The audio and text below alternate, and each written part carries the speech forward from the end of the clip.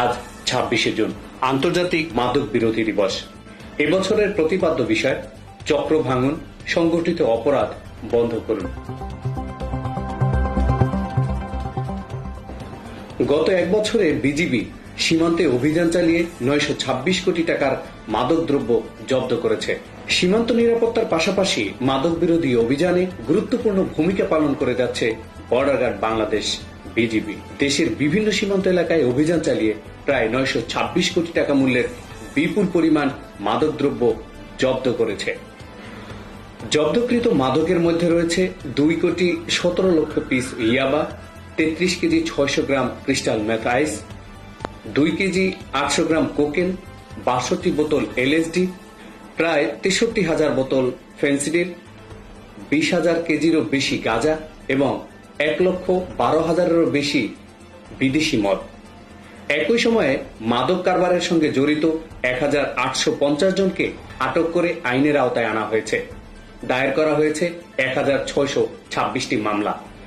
শুধু একক অভিযানই নয়, মাদকদ্রব্য নিয়ন্ত্রণ অধিদপ্তর এবং অন্যান্য আইন শৃঙ্খলা রক্ষাকারী বাহিনীর সঙ্গে সমন্বিত যৌথ অভিযানের মাধ্যমে উল্লেখযোগ্য পরিমাণ মাদক উদ্ধার করেছে বিজিবি। মাদক বিরোধী সচেতনতা বৃদ্ধিতে বিজিবি ইতিমধ্যে দেশের বিভিন্ন সীমান্ত এলাকায় ১৪,৮০৮টি মত বিনিময় সভা আয়োজন করেছে।